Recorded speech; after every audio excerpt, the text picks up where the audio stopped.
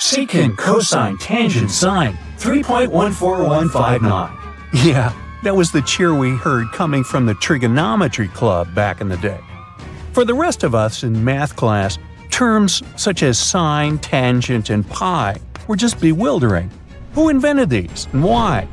Was their only purpose to make it harder for students? Well, not quite. Trigonometry was invented by the ancient Egyptians. They needed this knowledge to construct pyramids, and they did a pretty good job too. The Great Pyramid in Giza still stands today, some 4,500 years after it was built. No recalls either. So let's get out of that classroom and on a journey through time to reveal the secrets behind the ancient Egyptians' precision. Here you are, standing on the Great Pyramid's construction site some 9 miles from Cairo. Well, the city still isn't there, as you're surrounded only by the desert and teams of construction workers. They're transporting large stone blocks weighing 2.5 tons each. They're inside a wooden sled that sits on large rollers. A crew of 8 men rolls these blocks along the ground. You immediately think of the rollers on a supermarket cash register. The principle is exactly the same, but the scale is greater, much greater. Scientists estimate that the Egyptians used 2.3 million such blocks in the Great Pyramid alone. And the block in front of you is one of the lighter ones. The heaviest of them weighed up to 15 tons. But where did all these blocks come from? Most of them originated from quarries around Giza. It's not that impressive, you think, but wait until you hear how ancient engineers transported the granite used in construction over 500 miles to the pyramid. There were no railways or highways back then, but the mighty Nile was always there. Researchers even believe that the Egyptians dug a canal to connect the Nile directly to the pyramid's construction site. All they had to do then was to wait for the flood season to begin, and voila! The rising water levels floated the heavy stone blocks for them. But how did they lift the enormous stones on dry land to stack them up to the top? Did they use oversized cranes? Well, ancient Egyptians worked around this problem, literally speaking. One of the workers is now pointing to the giant ramp going around the pyramid they're building. This is how a mountain road zigzags its way to the top. If the ramp went directly to the top of the pyramid, then workers couldn't pull the stone blocks along it. It would be too steep. Scientists have calculated that 8% could be the maximum incline. So ancient Egyptians just extended the ramp around the pyramid. Again, these are all theories, as the ramp could have been inside the pyramid, as some researchers suggest.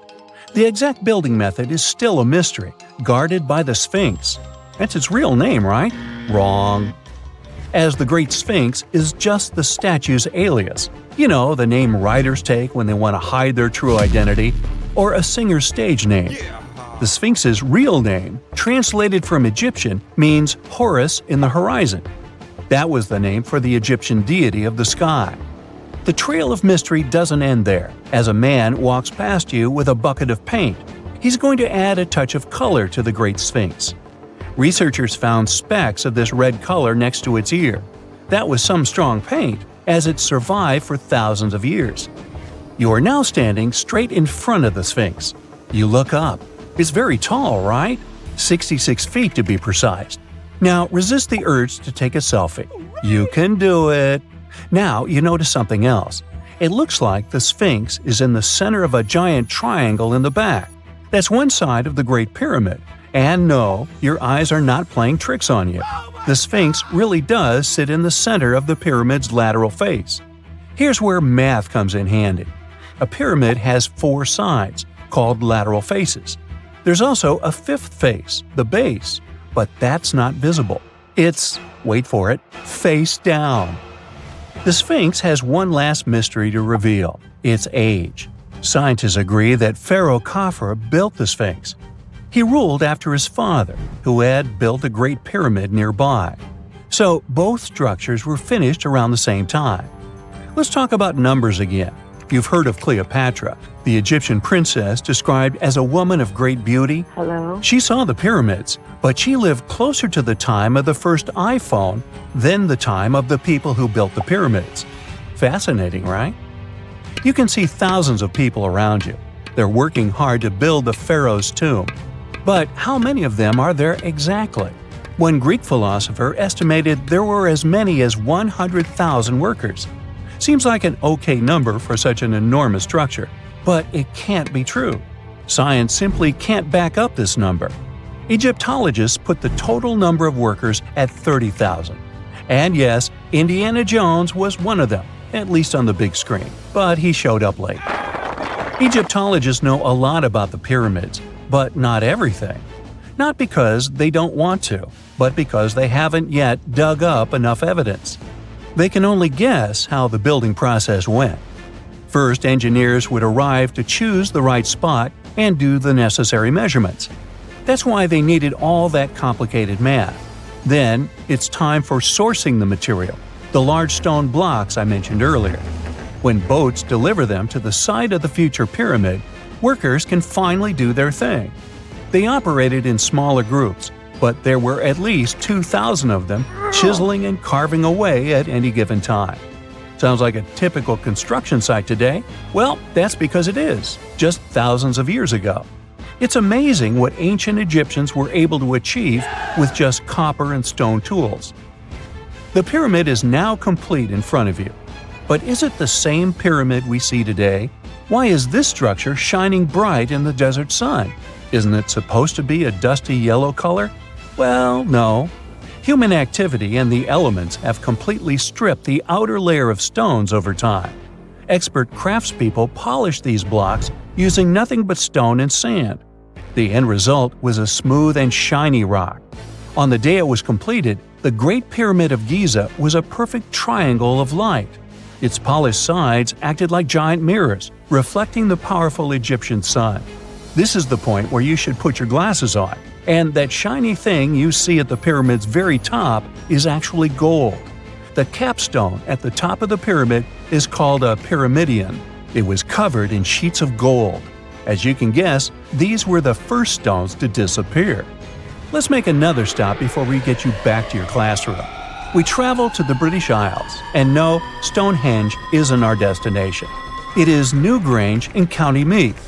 Scientists estimate that the ancient peoples of Ireland built this stone monument around the year 3200 BCE. This makes it older than both Stonehenge and the Great Pyramid in Giza. The function of the circular mound in Newgrange is the same as the one of the Great Pyramid and equally mysterious. The estimated amount of loose stone present in the valley is over 220,000 tons. And it's not just randomly thrown on a pile. The order in which the stones are set makes the structure water-resistant. That would explain how Newgrange had survived for so long. Kinda makes you want to splash out the cash for that waterproof phone case, huh? Well, you're back in your school desk, but today's math lecture is the last thing on your mind. You're thinking about how great the Egyptian pyramids are, and if we have something similar today. It turns out modern engineers are just as impressed with the Great Pyramid as you are. There's a glass pyramid sitting in the main courtyard of the famous Louvre Museum in Paris. The panorama of San Francisco wouldn't be complete without the 48-story Trans-America Pyramid. But Las Vegas went the furthest. There we find the Luxor Hotel. It's so big that it's the third largest pyramid on the planet. And guess what's in front of it? Yup, a replica of the Sphinx. It's 110 feet tall, 2 stories higher than the one in Giza. Yeah, everything's bigger in Vegas.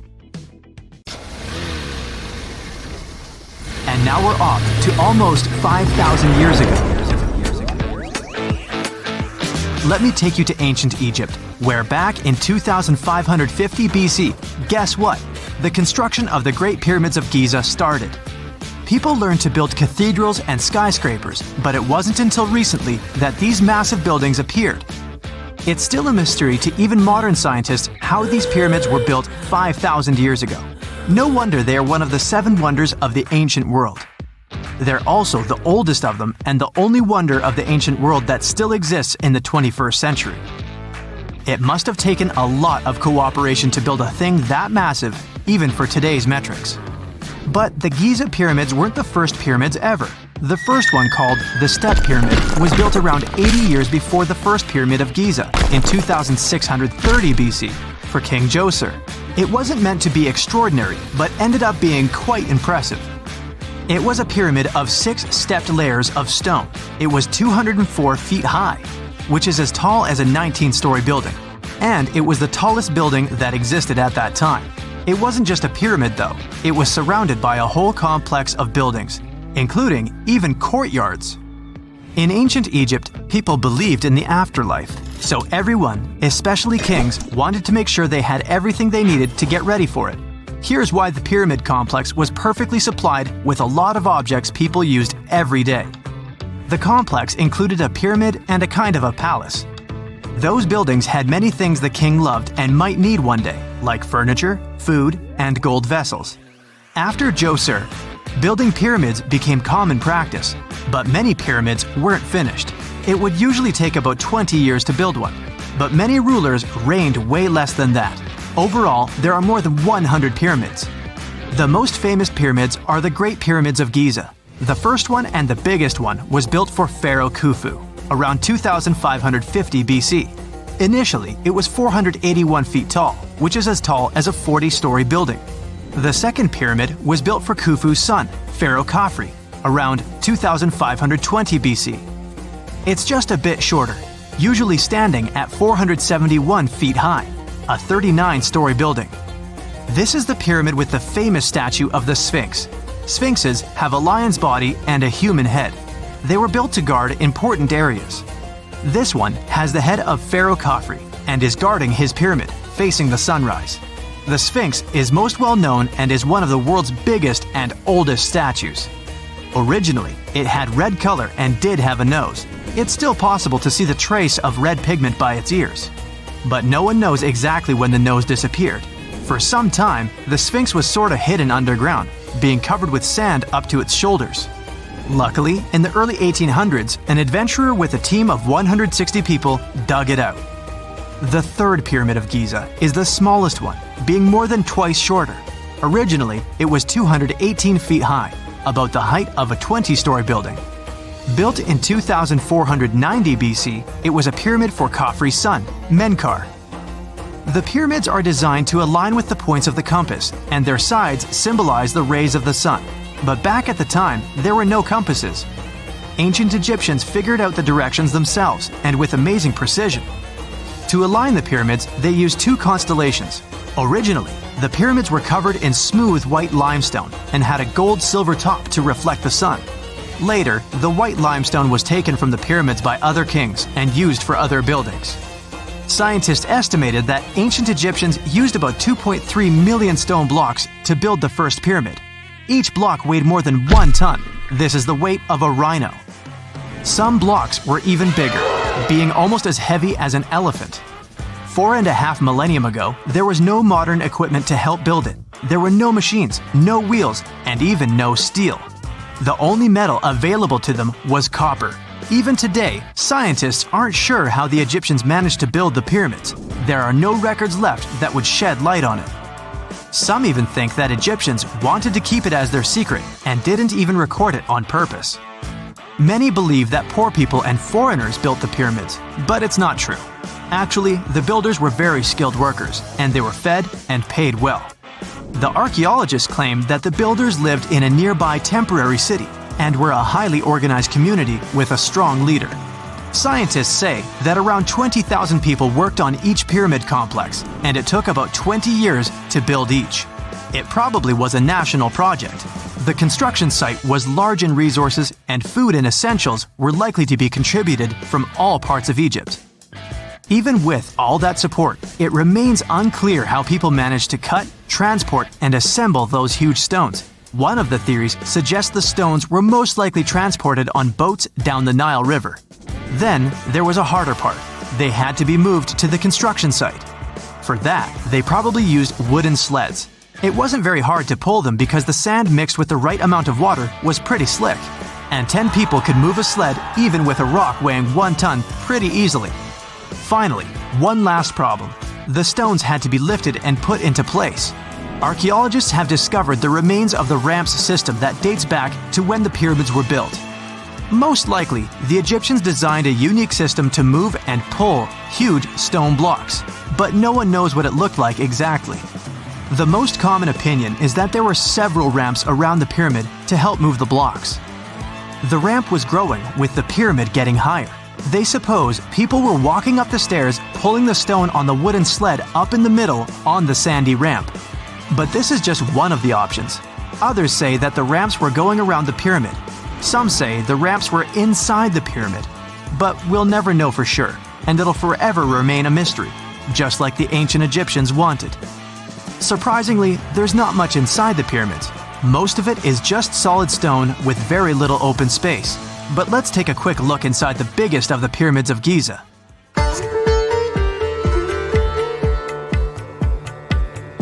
From the entrance, there are two stairs, one going down and the other one going up. The descending one takes you to a chamber located underground. That's where the pharaohs are, but not in this pyramid because Khufu wanted to stay higher. The underground room is partly unfinished. The room with Khufu's sarcophagus is called the King's Chamber. It's upstairs and then through the tall and long Grand Gallery.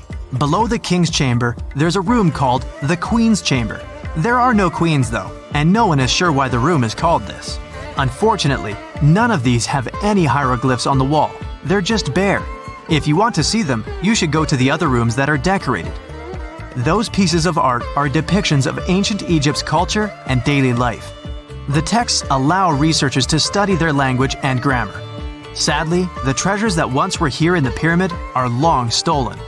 From that room, there are several tunnels for an unknown purpose. There are many tunnels and passages inside the pyramids. There are many chambers and shafts and secret ways. Scientists have been sending little robots with cameras there for some decades already.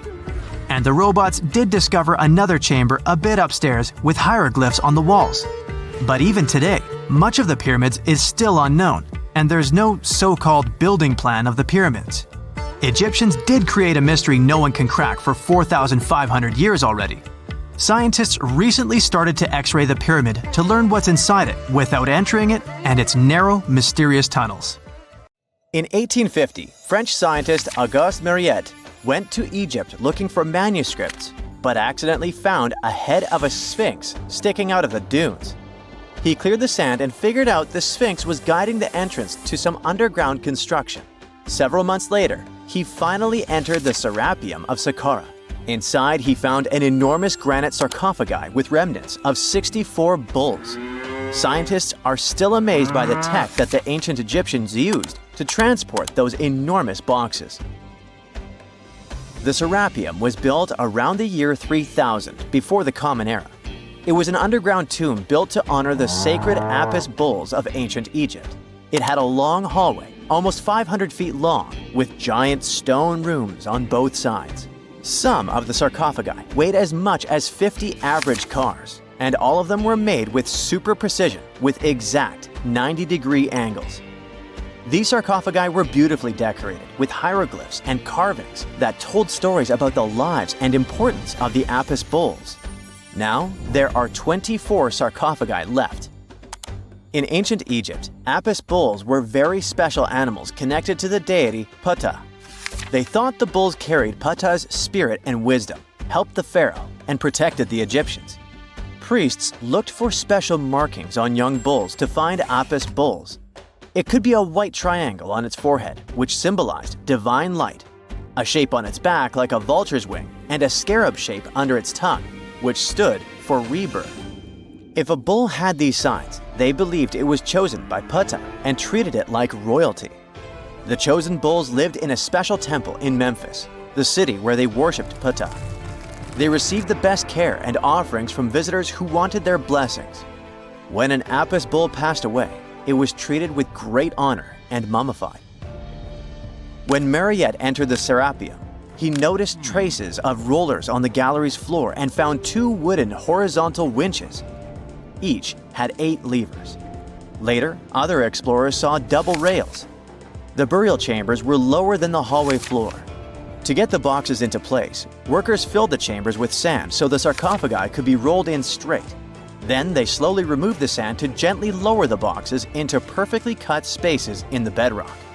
A carved stone sign found in the Serapeum said it took 28 days to move just one sarcophagus and its lid into its spot during the time of Ptolemy II. The extreme precision of the sarcophagi with 90-degree angles also has an explanation. Ancient Egyptians wrote texts, or rather, papyrus, on geometry a long time ago. It shows that they knew the approximate number pi and could calculate the volume of a pyramid with its top cut off. If they could figure out complicated math like that back then, it makes sense that they could also carve perfectly flat surfaces 500 years later. All this sounds pretty legit, but some people think certain things don't add up here. The size of boxes is way larger than the size of bulls, yet they buried pharaohs in tiny coffins that barely fit their bodies. The sarcophagi are made out of granite with crazy precision, and they could have just used limestone, which would have made things way easier. The transportation of the boxes seems pretty simple, but only in theory. If one person could pull about 440 pounds, then at least 250 people would be needed to pull just one box. The tunnels in the Serapeum are really narrow, only about 2 feet wider than the boxes themselves. There's no way hundreds of people could have squeezed into those tight spaces to pull the boxes. And even if they did, how would they turn the box in the cramped corridor, lower it into its niche, and place it perfectly in the middle? Somehow they did this 24 times, and every box is centered perfectly. Plus, the chambers were dusty, and there were no signs of soot from lamps. This means they must have worked in almost complete darkness. The real use of the boxes could also be different. A long time ago, even before the Egyptian pharaohs ruled, the local people already knew how to use fermentation. It happens when tiny organisms called yeast eat certain ingredients like starch and turn them into gas and ethanol. So someone in ancient Egypt probably put food like barley, bread, and even meat inside a giant stone box, then closed it tight with a heavy lid. These stone boxes, carved from granite, were so precisely made that they were almost completely sealed, so nothing could escape from it. As the yeast inside the box started working, it created more and more CO2 gas. It built up pressure inside the box. The granite boxes were incredibly strong. They could handle more pressure than a car tire can hold. When granite was squeezed under such pressure, its crystals produced a tiny electric charge. This effect was possible because granite contains quartz, a material that reacts to pressure this way. The process also needed meat or animal parts, possibly to help the yeast grow better. Meat contains something called oleic acid, which yeast needs to keep growing and to survive the bad effects of the ethanol it produces. As the pressure inside the box kept growing, the combination of gases and electricity made these boxes not just ancient fridges, but powerful energy systems. Over time, the pressure inside got so strong that it could push the lid open and the gas would escape with a pop. But when people rediscovered the Serapeum in 1850, they found old drawings that showed piles of stones stacked on top of some of the box lids. So, someone long ago probably tried to make the lids even heavier by adding extra weight to make it harder for the gas pressure to push them open. This extra weight also meant the quartz crystals in the granite could keep creating more electricity under all that pressure. If someone opened one of these stone boxes thousands of years later, they would only find bones from bulls that were placed in the box. And that's exactly what Mariette discovered in the 1850s. They opened the Serapeum for visitors soon after the first excavations in the second half of the 19th century. Prince of Wales even had a luncheon with his guests in one of the sarcophagi. Sands and earthquakes made the site inaccessible for a while, but now you can visit it again and try to solve the mystery yourself. With new tech, we could have answers to many other historical mysteries soon. A team of scientists at Chicago's Field Museum of Natural History recently used a special CT scanner to learn more about ancient Egyptian mummies without unwrapping them. They gently rolled 26 mummies on custom carts out to the parking lot, where the scanner was waiting. It took thousands of detailed X-ray pictures of each mummy and their coffins. When all the pictures were put together, they created 3D images that showed what was inside. the skeletons, and some artifacts. The scientists hope these images will help them understand ancient Egyptian burial practices from over 3,000 years ago. Even though the scanning process only took 4 days, it might take 3 years to study all the data. But scientists were able to learn some personal details about the mummies. One of the most popular mummified individuals at the museum, Lady Chineta, was a woman who lived in ancient Egypt about 3,000 years ago. It looks like she passed away in her late 30s or early 40s. To make sure her body looked complete for the afterlife, embalmers put stuffing in her neck to keep it from collapsing. They also placed artificial eyes in her sockets, so she would have eyes in the next world. She was wrapped in fancy linen and placed in a beautifully decorated coffin. The scans revealed that it had been carefully crafted with a slit at the back, which embalmers used to fit the body. There were also some artistic details on the surface, like markings for her knees. It looks like her burial was on the scale of a high-end luxury car. Egyptian archaeologists made an extraordinary discovery near Cairo just recently. Drumroll, please. The most ancient and most complete mummy yet discovered in the country. Yes, they were keeping it under wraps. The 4,300-year-old mummy was found in a group of tombs close to the step pyramid of Djoser, dating back to the Egyptian Old Kingdom. It was covered in layers of gold. The team also found several other tombs, including one belonging to an ancient Egyptian official and another belonging to a secret keeper who had the power to perform special ceremonies. Another interesting tomb was that of a writer, which featured the largest statues ever found in the area. This vast burial site is also home to more than a dozen pyramids and resting grounds. Probably one of the most famous mummies in the world is that of Hatshepsut. She ruled Egypt like a boss for around 20 years, building all sorts of impressive buildings and creating new trade routes. But when archaeologist Howard Carter found her tomb in the Valley of the Kings, her sarcophagus was empty.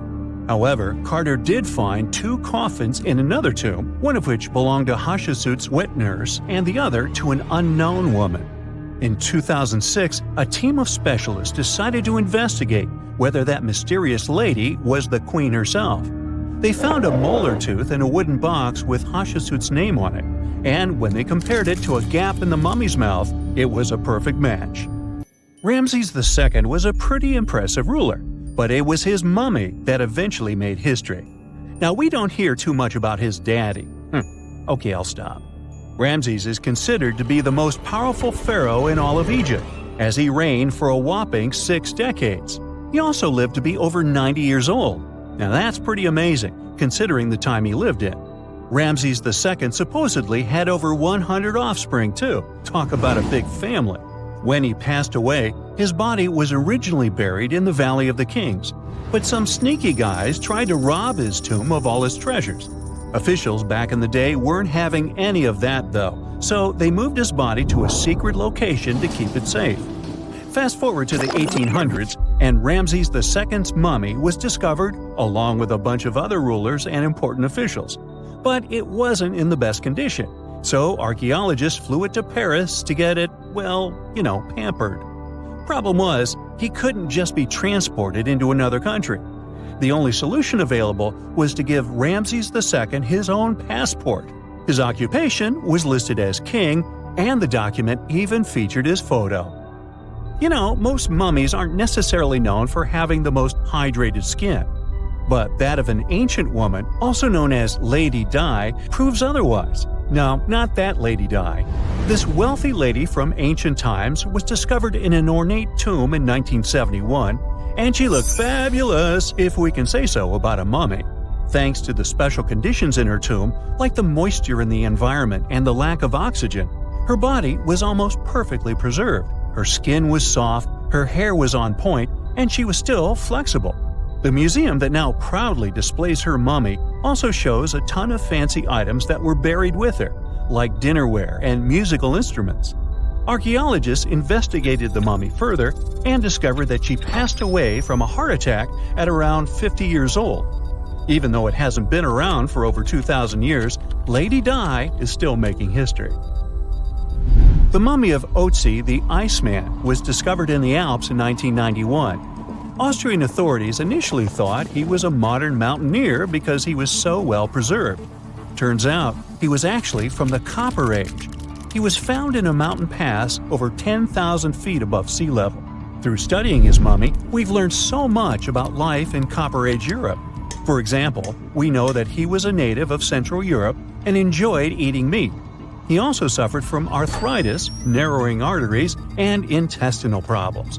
But he likely used acupuncture and medicinal herbs to treat these conditions. And apparently, he was pretty handy with tools. He sharpened them just days before his untimely demise. Who knows if he was expecting trouble or just getting ready for some routine work. Now, King Tut and his story is most likely the one that made all mummies famous. This pharaoh passed away at the young age of 19, more than 3,000 years ago. But his mummy is still one of the most well-known in the world. When his tomb was opened in 1922, people went wild because it was still intact, unlike many other royal tombs. It had some seriously blinged-out coffins, including one made of solid gold. Not only did Tut's tomb give us a glimpse into ancient Egyptian history, but his mummy also taught us a lot about the time he lived in. DNA analysis helped identify his parents and revealed that the pharaoh had a rare bone disorder that might have made walking a bit tough. Now, Ginger is most likely one of the coolest mummies you'll ever hear about. He's like a time traveler from 5,000 years ago who's still looking fly with his golden hair and perfectly preserved nails. Ginger was discovered in Egypt and is believed to be the earliest known mummified body. Before people even knew about mummification, they used to place bodies in shallow graves in the hot, dry sand. And since the sand absorbed all the water, bacteria couldn't reproduce and the body was preserved naturally. Now, scientists are not sure if Ginger's preservation was intentional or not, but since he was buried with some pottery vessels, it's likely that whoever buried him knew some serious preservation techniques. If you want to meet Ginger in person, he's currently chilling at the British Museum. One Dutch art collector bought a statue from Asia and ended up finding a weird discovery. The statue contained a mummy hidden inside. Unfortunately, the body was too fragile to move, so they had to leave it there. The coolest part is that this mummy is over 1,000 years old and was on display for 200 years before being encased in the statue. When scientists did a CT scan, they found out that the mummy was filled with paper scraps covered in writings. Experts think he might have done this thing called self-mummification, which is a pretty intense process involving a special diet and tea that makes your body less prone to bacteria. Only a few people could handle this ritual, and those who managed to do that were seriously respected. No other Egyptian queen has baffled scientists and historians like the stunning Nefertiti. Based on her statues, she was known for her slender neck, wide eyes, and high cheekbones. Her name translates to "the beautiful woman has come." Talk about living up to your name, huh? Even though she wasn't a pharaoh herself, Nefertiti still managed to leave a lasting impression. Written records suggest that, as a wife and queen, she held an incredibly influential role. Because of her power, she was indeed admired, but she also managed to make quite a lot of enemies throughout her life. She was also related to King Tut, but not biologically. Rather, she was his stepmother. So far, locals have yet to identify her mummy, but that may soon change. A local Egyptologist who has been busy excavating tombs in the Valley of the Kings has found two mummies that he believes could be Nefertiti and her daughter. According to specialists, we may soon finally get a definitive answer about the identity of these two mummies. And if one of them does turn out to be Nefertiti, we could be in for a real treat. DNA analysis and CT scans of the mummy could give us the most complete and accurate image of the queen that we've ever seen. It's crazy to think that we've only scratched the surface of what lies beneath modern-day Egypt. Nefertiti ruled during a time of great power and prosperity in Egypt, but unfortunately passed away in a period of social turmoil, leading to her gravesite being lost. Now, where's my mummy? During the early 1920s, the world was mesmerized by King Tut. A British archaeologist, Howard Carter, discovered the young pharaoh's tomb in Egypt's Valley of the Kings, 1922. But the public wasn't only interested in gold and jewelry. The press wrote about the curse of the Pharaohs. But was it true? Was an ancient curse really the reason everyone entering the pyramids lost their lives? At the time, this was the only explanation for a series of unexplained passings. The man present at the opening of King Tut's burial chamber, George Herbert V, Earl of Carnarvon, lived only 5 more months after the discovery. He had also sponsored the dig. In comes Sir Arthur Conan Doyle. You probably know of him, the English writer behind Sherlock Holmes. He claimed that an evil elemental caused the explorer's demise. He must have been joking, right? Unfortunately, no.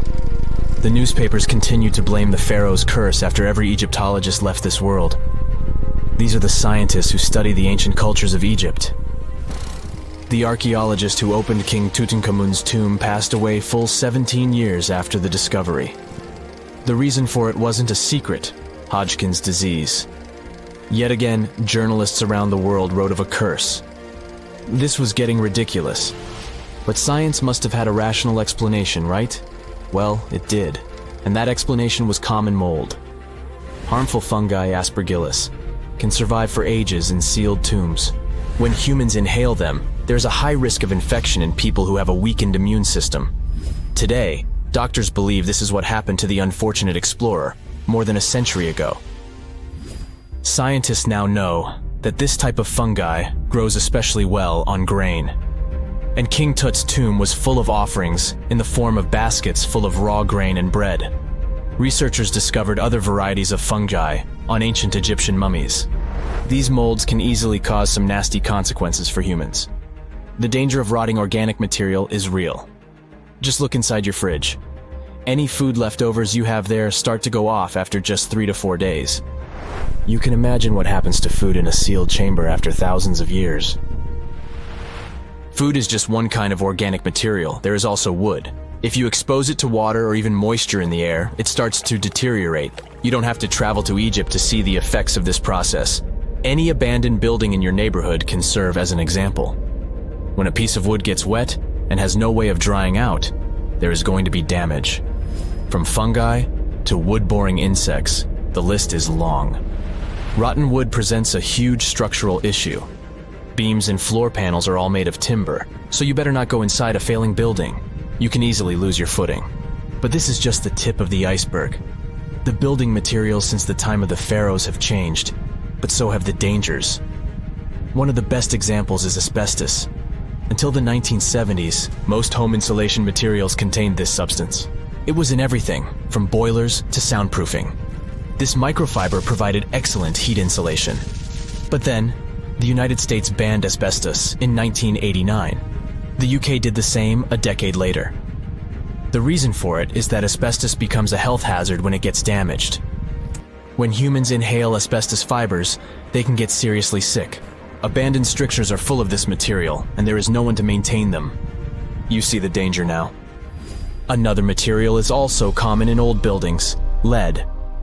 Ancient Romans used lead piping to channel spring water into their homes. They also cooked in lead vessels, which was probably not the wisest of choices. You see, lead and water don't go well together because of something called corrosion. But this problem isn't ancient.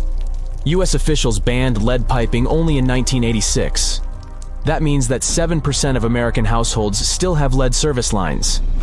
And this is not the only source of poisoning. Until the mid-1960s, builders used lead paint to coat woodwork. In abandoned buildings, this lead coating snapped a long time ago. Anyone who touches doors and windows will disturb this lead dust and inhale it. The dust particles are at least visible to an unaided eye. This is not the case for carbon monoxide. This gas has no color, so you can't see it. It has no odor, so you can't smell it. No way to detect a carbon monoxide leak at all. And how does this dangerous gas usually escape? Poor maintenance. Well, abandoned buildings have zero maintenance.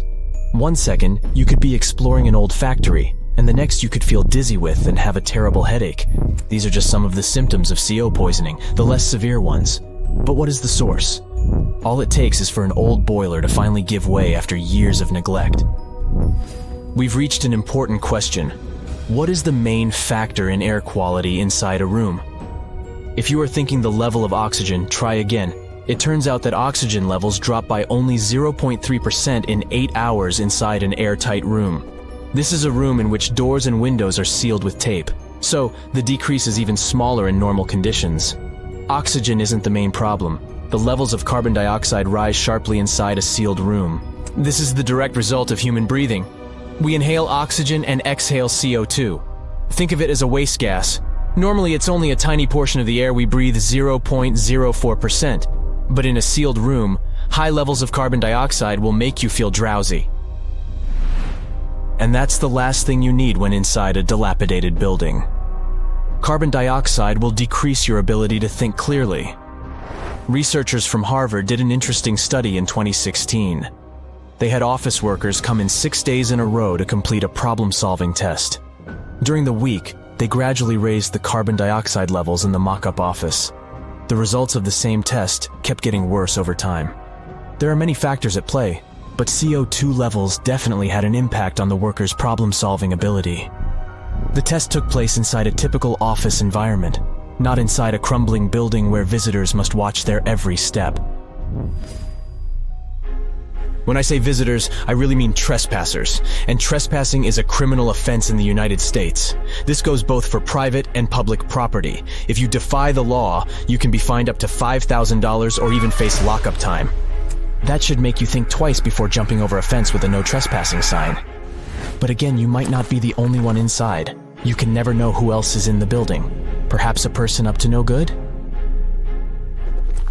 It doesn't have to be a person at all. Animals can pose a threat as well.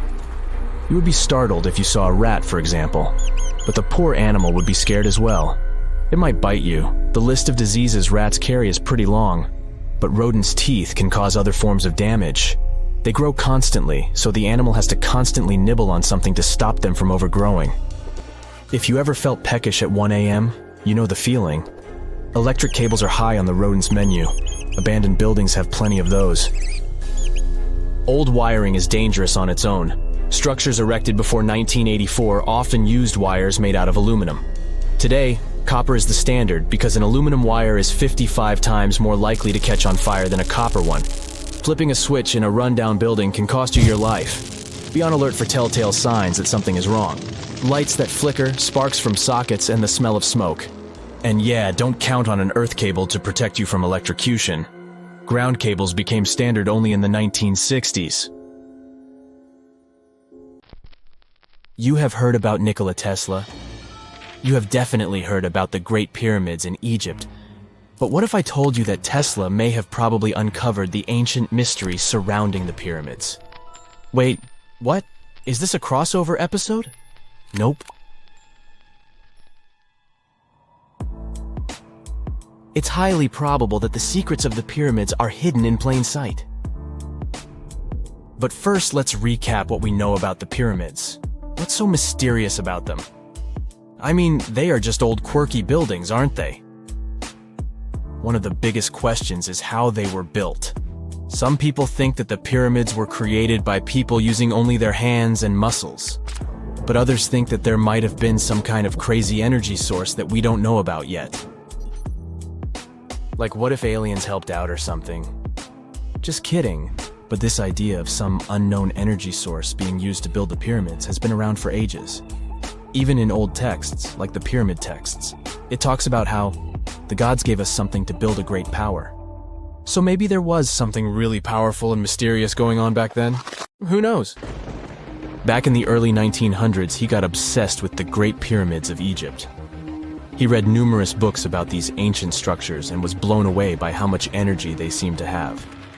At that time, not many people knew much about electricity, and Tesla started to wonder if there was some kind of advanced tech hidden in the pyramids.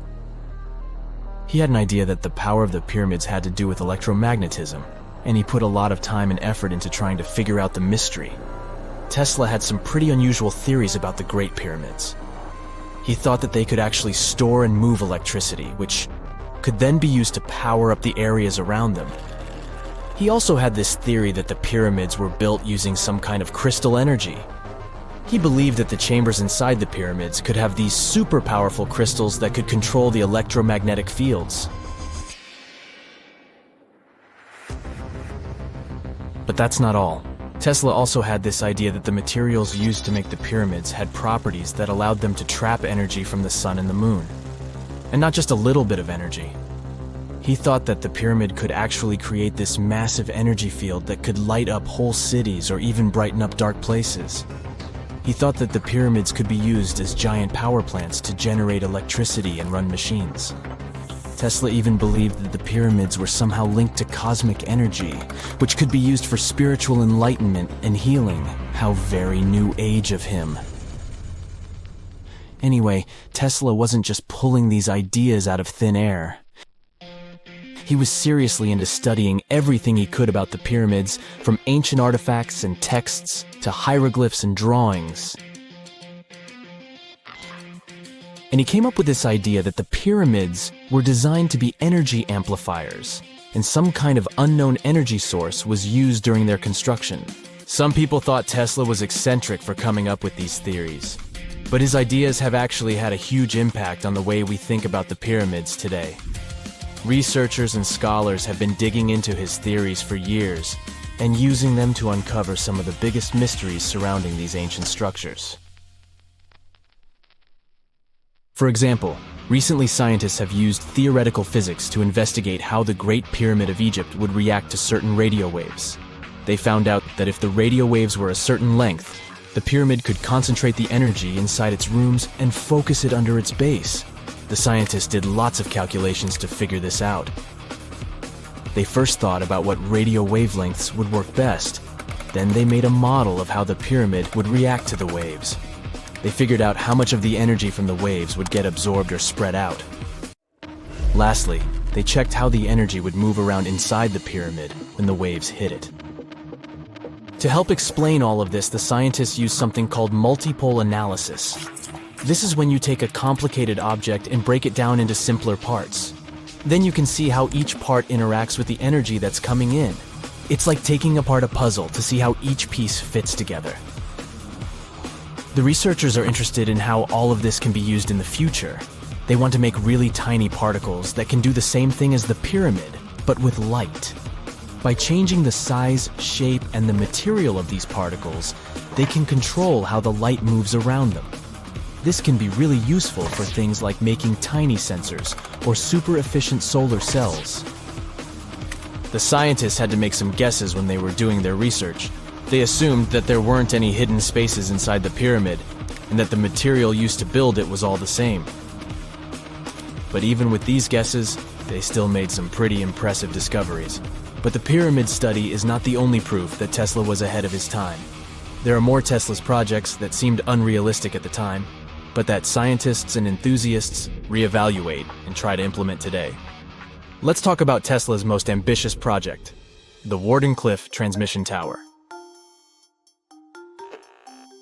Back in 1900, Tesla was already a big shot when it came to electrical engineering in America. People were blown away by his amazing inventions and the fact that he managed to outdo Thomas Edison in the battle of currents. However, Tesla wasn't content to rest on his laurels. He decided to embark on his most ambitious project yet, the transmission tower at Wardenclyffe. It was built between 1901 and 1905, and it was based on one of Tesla's breakthrough ideas. He had a vision to make the impossible possible by creating a global wireless communication system. It would use Earth itself as a conductor, transmitting music, news, stock market reports, secured military communications, and even facsimile images. Does it sound familiar? Right, it sounds just like the internet that we use today, only without the use of any wires. But Tesla had a much bigger dream in mind, to transmit power wirelessly. He already proved that high-frequency signals could be sent without any wires using his Tesla coil transformers, and this sparked his obsession with wireless energy transmission.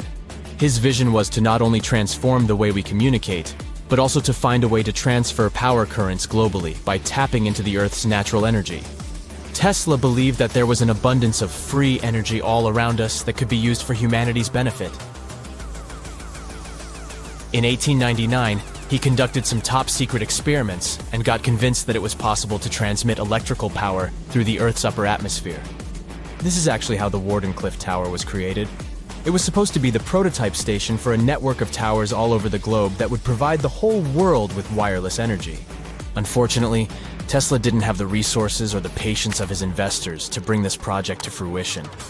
It ran into all sorts of financial problems and roadblocks, and in 1917, the unfinished tower was finally torn down for scrap metal to pay off Tesla's mounting debts. Now it remains a sad reminder that even the greatest minds can sometimes fall short of their dreams. The original red brick laboratory, however, is still there, and it is the only Tesla lab that has survived. Fun fact, in 2017, a film crew made a crazy discovery. They used ground-penetrating radar to explore the area around Wardenclyffe, and they found a whole series of tunnels stretching for hundreds of feet underneath the site. Nobody knows exactly what these tunnels were used for, but people have been speculating for years that they were part of Tesla's grand plan. Wardenclyffe, of course, is a major landmark for Tesla enthusiasts from all over the world. Who knows? Maybe someone will finally crack the mystery of the tunnels one day. But even if they don't, the legacy of Tesla and his amazing ideas lives on. Whenever you hear about ancient ruins, you almost never picture them being suspended somewhere, or just randomly hanging on the branch of a tree, right? In fact, for most of the ancient artifacts we have exposed in museums all over the world, archaeologists did quite an impressive amount of digging. You see, buildings have this funny way of fading away over time if not properly taken care of. Sometimes we need to reuse some building materials, so an older construction may be sacrificed in the process. Other times, houses are abandoned, and once they are exposed to the elements on the surface, like rain or sunlight, they don't really stand a chance. Some just simply crumble away due to good old erosion. So the only way a piece of architecture can survive the test of time is if it's somehow gotten buried deep down. Now, how did they end up buried in the first place? Well, it's quite the comedy of errors. Ancient cities had a habit of gradually raising their ground level like a kid adding toppings to their ice cream sundae. You see, these settlements were always busy collecting food and building materials to keep up with their ever-growing population. But hey, who has time to deal with waste and rubbish? It wasn't exactly high on their to-do list back in the day. So when it came to building new houses, ancient civilizations found it much easier to save their sweat and tears by piling up the rubble and constructing right on top. But that's not all. Rivers would also occasionally flood and deposit a layer of sediment on the city floors, further encapsulating those ancient constructions. And in those dry regions like the desert, where the wind likes to show off its sand and dust dance moves, you can bet it was a constant struggle to keep the establishments clean. One hilarious example is the Sphinx, which had its head buried in sand until a group of archaeologists unearthed it in 1817. Some ancient towns eventually got covered up because they were completely abandoned. With less human activity to control their expansion, plant seeds couldn't resist the opportunity and sprouted all over the place. They gobbled up carbon dioxide from the air and grew, adding more and more bulk to the ground. Those cheeky roots even decided to stabilize the soil made from decaying plant matter, creating layers upon layers of earthy goodness. It's like the ultimate DIY project Mother Nature embarked on, with plants as her loyal helpers. The act of digging into the secrets of ancient civilizations is not just about unearthing a lost world. It's also an epic quest to reveal the hidden treasures beneath layers of history. But how do archaeologists know where to dig in the first place?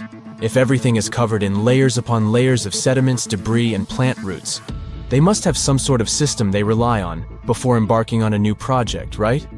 For starters, they're not always the ones suggesting an archaeological dig in a certain location. Let me explain. Let's say you're a contractor and you want to build a new fancy apartment complex in your city. Some local legislations have certain requirements before your project can start, though. For instance, before anyone starts building on a piece of land, they might need to bring in specialists to check the soil. These clever folks can be archaeologists, geologists, or paleontologists, and they need to keep an eye on things during development. If any artifacts or ecofacts, fancy word for organic remnants, are discovered, these experts swoop in to excavate and study them. But what about sites that have nothing to do with bulldozers and yellow hats? Archaeologists have more than one trick up their sleeves when it comes to locating ancient hotspots. They dive deep into historic records with a healthy dose of detective work. By sniffing out old documents and maps, they can piece together the puzzle of human activity in a specific area. If a site has been visited before, it's even better. Finding records of past excavations or historical accounts can give archaeologists lots of information on where to continue their treasure hunt. Before archaeologists start swinging their shovels, they engage in a bit of a visual scan mission. Armed with a grid system, they'll stroll around the site, keeping their eyes peeled for any artifacts that might be hiding just beneath the Earth's upper layer. From groundstone tools to historic glass and even ancient garbage dumps, yes, they're also valuable.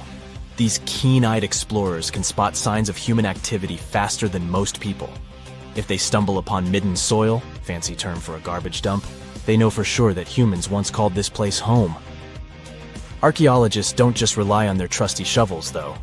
They have an arsenal of gadgets to aid in their search for hidden wonders. Geophysical tools are like their secret weapons. Take the resistivity meter, for example. This clever contraption measures the electrical component of the soil and any buried features or artifacts. A buried wall, for instance, will create a different resistivity reading than the surrounding soil. Magnetometers and ground-penetrating radar work in similar ways, showcasing potential hints of ancient treasures in the soil. And who could forget our trusty old friend, the GPS? It helps archaeologists map out precise locations, like a high-tech treasure map, leading them straight to their pot of gold. Care to virtually visit some of the most important archaeological sites in the world? Well, follow me. In the United Kingdom, for instance, you'll find this interesting place called Stonehenge. It's one of many henges scattered around, but this one really takes the cake. Picture this: massive ancient stones standing tall and proud, arranged in a funky outer ring and an inner horseshoe, with some smaller stones thrown in for good measure. And guess what? These amazing stones have been around for over 5,000 years. Talk about a serious case of rock-solid longevity. Now, here's where it gets interesting. According to local folklore, the legendary wizard Merlin whipped out his magic wand and poof! He teleported these massive stones all the way from Ireland. Apparently, some giants had assembled them there, but Merlin decided they would look much better at their new location. Others think it's just the ruined remains of an old Roman spiritual edifice. These amazing structures were built by our Bronze Age ancestors. With their simple tools and limited tech, they managed to create this monumental masterpiece. Impressive, right? Unfortunately, there's still so much we don't know about this area. Stonehenge's initial purpose remains a mystery to this day. Sure, there are lots of theories, but scientists have yet to agree on the subject. However, we do know that it's perfectly aligned to catch the sunrise during the summer and winter solstices. The ancient city of Pompeii is an equally amazing archaeological site. Picture this: Mount Vesuvius, a notorious troublemaker, decided to throw a volcanic tantrum and completely covered this ancient Roman city. It turned it into a time capsule, located outside present-day Naples in Italy. Fast forward to the year 1748, when a bunch of adventurous explorers stumbled upon Pompeii. Lo and behold, they discovered a treasure trove of well-preserved goodies: streets, houses, food. Probably a bit stale by then. Blingy jewelry, fancy sculptures, colorful frescoes, everyday household items, and even animal and human remains. It was like an epic archaeological party. From the looks of it, Pompeii had it all. Fancy houses and villas, a massive 20,000-seat arena, cute little artisan shops, hangouts like taverns. And let's not forget the saucy spots like those luxurious bathhouses for some intense pampering. There's also the Sanctuary of Apollo, where people used to gather for their daily dose of worship. And of course, the bustling heart of the city, the Forum of Pompeii, where all the cool people used to hang out. And guess what? Pompeii is so cool that it made it to UNESCO's World Heritage List back in 1997. That's like the ultimate Hall of Fame for historical awesomeness. It also includes many other famous buildings and sites, like the Taj Mahal in India and the Acropolis of Athens in Greece. There are countless doors all over the world that haven't been opened for decades, and even centuries. The question is why? It seems that nowadays you can open any door you want. The truth is that some doors were sealed for a grave reason. And so far, nobody has found out what treasures and mysteries they hide. Here are 4 doors that keep their secrets all too well. The Taj Mahal. First up, we've got the Taj Mahal in India, one of the most romantic places in the world. Shah Jahan commissioned it in 1631 and dedicated it to his third wife, who he loved like crazy. They were married for 19 years and had a whopping 14 kids together. But unfortunately, she passed away while giving birth to their last baby. Shah Jahan was heartbroken and decided to build an epic tomb to remember her by. The construction took a whopping 20 years to finish. The building has quite an interesting layout. The design is super unusual with these 4 massive 130-foot tall minarets that stand on the corners of a huge platform. They're not just there for looks. Back in the 17th century, architects were having some serious issues with buildings collapsing under their own weight. So, the chief architect of the Taj Mahal made sure to place those minarets as far away from the tomb as possible. And he even tilted them in a way so that if they did fall, they wouldn't wreck the rest of the Taj Mahal. Talk about planning ahead. The Taj Mahal is hiding some crazy secrets. There are sealed rooms all over the place that nobody is allowed to enter. And if you check out photos of the building from the riverside, you can spot 2 basements. But guess what? They're sealed up too. Nobody knows what's inside or why they've been locked up since the time of Shah Jahan. Apparently, there's a good reason why those rooms are off limits. Some researchers think that they were built using marble, which turns into a different substance called calcium carbonate if it's exposed to carbon dioxide. And when that happens, little bits of marble start chipping off like crazy. To make matters worse, there's no air flowing into these rooms. That means that if too much CO2 builds up in the basement, the 4 minarets could collapse. But wait, there's more. Some people think that the body of Shah Jahan's wife can be found in one of these sealed-up rooms in pristine condition. Why not? Who knows what the mysterious rooms might keep? The Great Sphinx of Giza. The Great Sphinx of Giza is shrouded in mystery. It's not just the largest monolith statue in the world, but it's also a hybrid creature with a woman's head and a lion's body that originates from Egyptian and Greek mythology. It's also very ancient. It's estimated to be around 4,500 years old. The construction of this marvel took about 3 years and required 100 workers who were not slaves and were treated with delicacies like sheep and goat meat. It is also thought that it used to be much more massive than it is now. Archaeologists found huge stone blocks and abandoned toolkits near the site. However, the real secrets of the Sphinx lie underground, near its paws. A group of scientists used a seismograph to detect 2 hidden chambers beneath the Sphinx's paws. Some people think that these rooms might be the legendary Hall of Records, which holds ancient scrolls revealing the secrets of the universe. I mean, that's way cooler than any library I've ever been to. Rumor has it that the Egyptians even had info on Atlantis stashed down there, which is like a super old version of a conspiracy theory. Unfortunately, we can't go on an adventure to check it out just yet. The chambers presumably have 2 entrances, but both remain sealed. The researchers haven't yet received the green light to check out their theory. Let's hope they won't keep us in suspense forever. Sri Padmanabhaswamy Temple. This temple is located in the beautiful state of Kerala in India.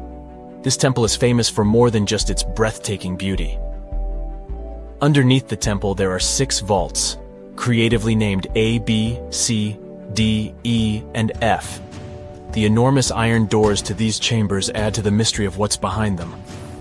A few years back, the authorities decided to open these vaults to the world, but it wasn't an easy task. You can't just open the doors and enter the vaults. It required a lot of work. It took them a while, but finally, in 2011, they opened 5 of the 6 chambers. And guess what they found? Tons of treasure. Bags of gold, precious gemstones, and priceless diamond jewelry. The estimated worth of everything found in the vaults is a whopping $1 trillion. It's like the temple was the real-life inspiration for Aladdin's Cave of Wonders. But wait, I said 5 of the 6. What happened to the last one? Vault B has remained closed, but not for lack of trying. They simply didn't manage to open it. There is even a belief that it's fatally cursed. Legend says that only a saint or sage can break the curse by chanting a specific mantra. But no one has been able to do this yet, presumably because we don't have saints or sages at our disposal. There is also rumor that in the 30s some temple invaders tried to enter Vault B to do some good old looting. But they never reached their target. Apparently terrible snakes materialized out of nowhere and chased the gang away. But of course, this is just an urban legend, and there is not proof of that. However, It is said that the Auditor General dealing with the temple claimed that Vault B had been opened at least 7 times since 1990, and nothing bad happened to anyone who entered. Who knows? Maybe we should send Indiana Jones to check it out. The First Emperor's Tomb. Deep under a hill, completely undisturbed and surrounded by dangerous traps, lies an ancient 2,000-year-old tomb. It belongs to Qin Shi Huang, the first emperor of China. He was born in the Qin state and became king when he was just a boy. But when he grew up and gained full power, he united the warring states ancient China was divided into by conquering them. After that, he created the Qin dynasty. When he died in 210 BCE, they buried him deep underground in a massive tomb. And when I say massive, I mean massive! Back in 1974, some farmers in Xi'an, China, stumbled upon something strange while digging a well, a huge terracotta soldier. This discovery led to an extensive archaeological dig that has continued for over 40 years, revealing a collection of thousands of clay soldiers. The unique thing about these soldiers is that each one has its own unique features, from hairstyles to facial expressions. It's believed that there could be up to 8,000 of these soldiers, but only 2,000 have been found so far. Interestingly, the central tomb, which is believed to be the resting place of the emperor, is still untouched. In ancient records, there are references to a vast underground city that the emperor built, complete with scenic towers, palaces, and whatnot. Sima Qian, a Han Dynasty historian, wrote that the tomb was adorned with treasures and had space for hundreds of officials, but the lack of technology to properly examine the site is what's holding things up.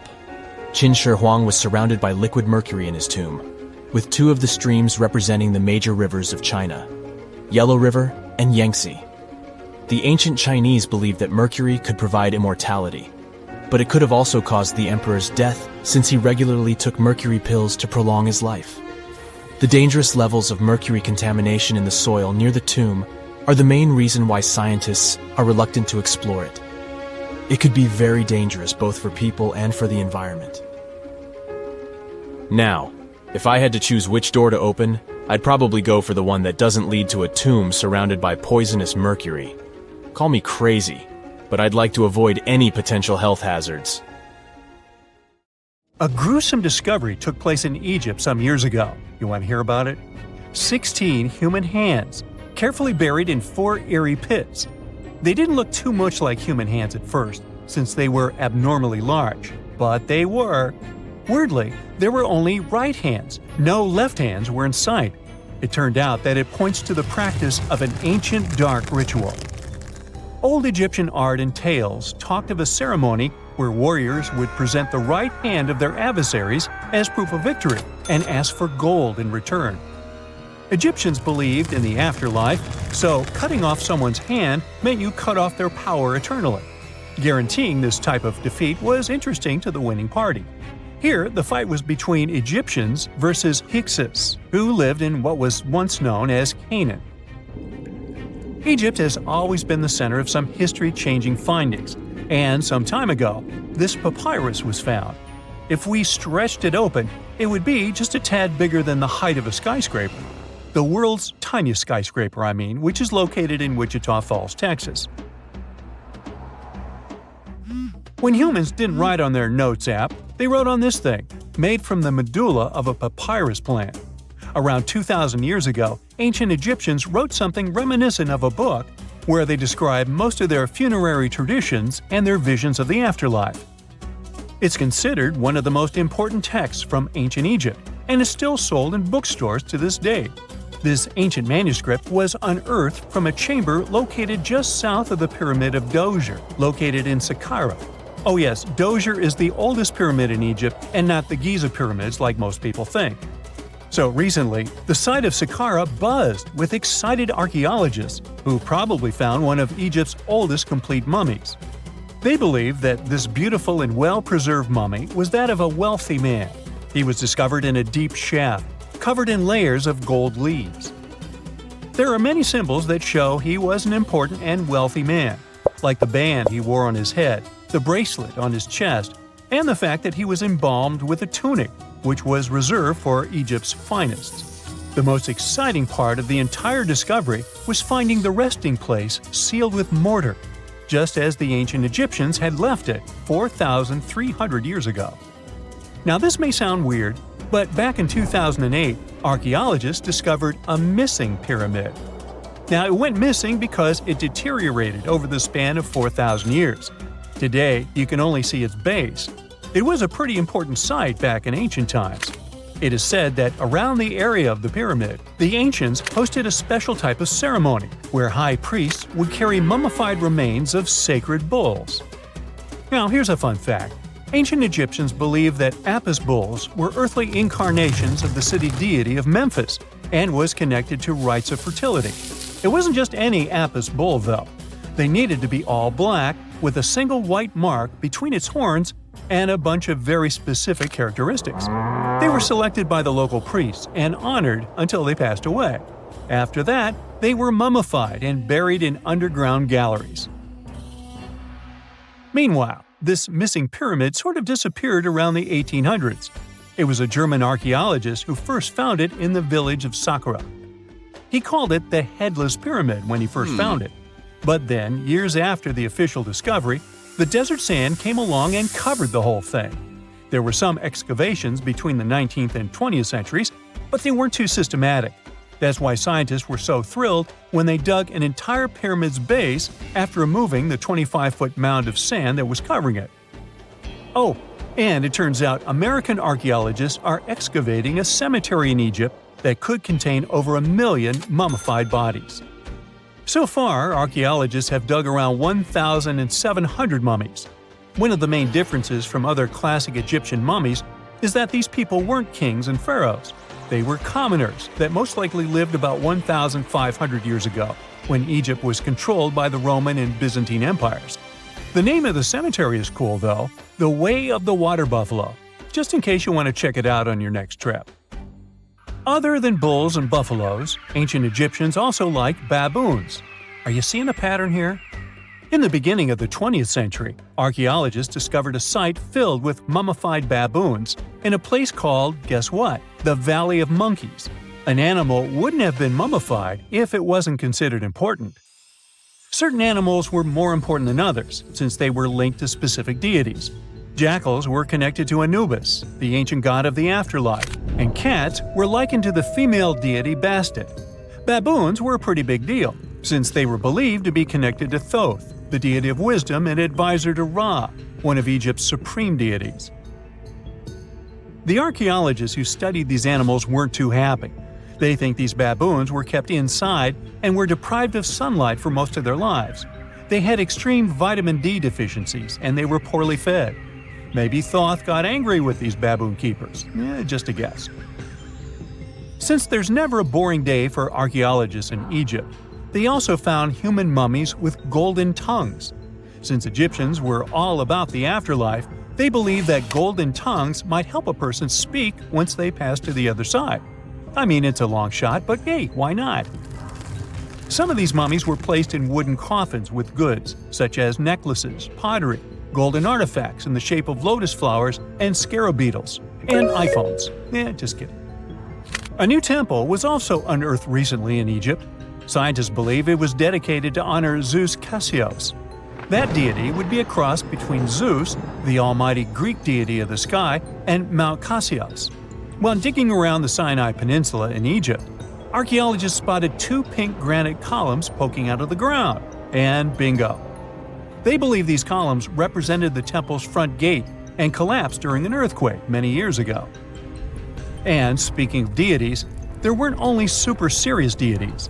Recently, scientists unearthed a golden ring in a city south of Cairo. No, Frodo, it's not magical. It was a normal gold ring, but it had the depiction of the deity of fun, officially named Bes.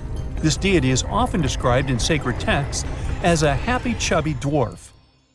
Today, many tattoos we get are sorta deprived of any sense and are made of aesthetic purposes only. In ancient Egypt, though, women would get tattoos as a token of protection for childbirth. That's what scientists think, at least. Around the Nile region, scientists found some mummies that had well-preserved tattoos, which is a rarity since the skin deteriorates so easily. Two of these women tattooed their lower backs, and the drawings were simple. They were mostly pictures, including that same chubby dwarf we just talked about, Bess. He also had a side hustle as the protector of women during childbirth. Now, would you believe me if I told you ancient Egyptians invented robots? No? Well, that's because that's not entirely true. Sure, they were astronomers, mathematicians, and engineers, and somehow they also squeezed an eccentric invention into that package – an automated deity some scientists called Hathor. This wooden statue had been in the Metropolitan Museum of Art for years before someone noticed its secret. With the help of an X-ray machine, specialists discovered a mechanical operating system inside it. The pulley-like axis goes from the statue's shoulder to her left leg. When the system rotates, the statue raises and lowers her hand. Hey, pick me! Pick me! I got my hand up. Imagine working 7 days a week on a large-scale construction site. You, along with thousands of others, carry millions of stone blocks and put them on top of each other according to a complex system. You work without modern construction equipment. You have no air conditioning or constant access to water. It's so hot outside that you can fry eggs on the road.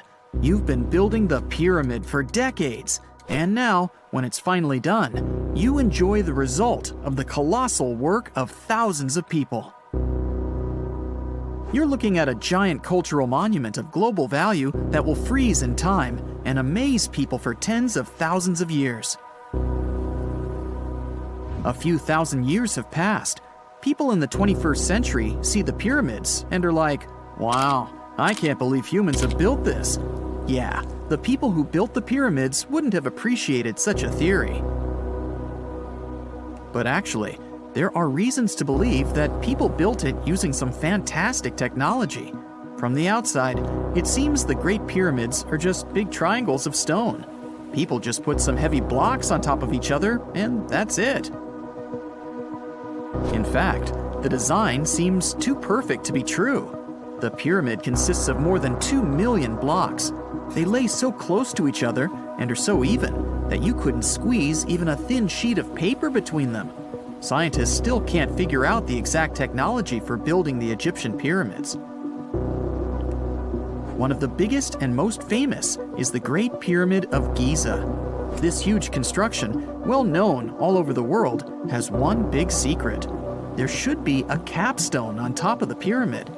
It's a triangular-shaped stone block, a small pyramid on top of a huge one. It's also called a pyramidion. The builders of ancient Egypt made it out of granite and limestone and covered it with gold. No records or old drawings prove that there was a pyramidion at the top of the Great Pyramid of Giza. But there's another ancient Egyptian structure with such a triangle, the Red Pyramid. It was built before the Great One, and its capstone has survived to this day. Archaeologists have found and reconstructed it. But where could the capstone of the Great Pyramid be? It's a mystery that still has no answer. Some are sure that some thieves have stolen it from the top. Maybe they just climbed up and pushed the pyramidion down. It makes perfect sense. The capstone was probably the most valuable element of the pyramid. Many scientists and archaeologists still don't know its exact purpose. Some believe that this peak covered with gold glorified the pharaohs. The capstone reflected moonlight at night and illuminated the entire space around it. During the day, the capstone reflected sunlight with its shiny surface. You could have noticed it from afar. The top of the pyramid was a kind of guiding star for lost travelers. All other stone blocks of the pyramid consist of limestone. People polished them to make them look shiny.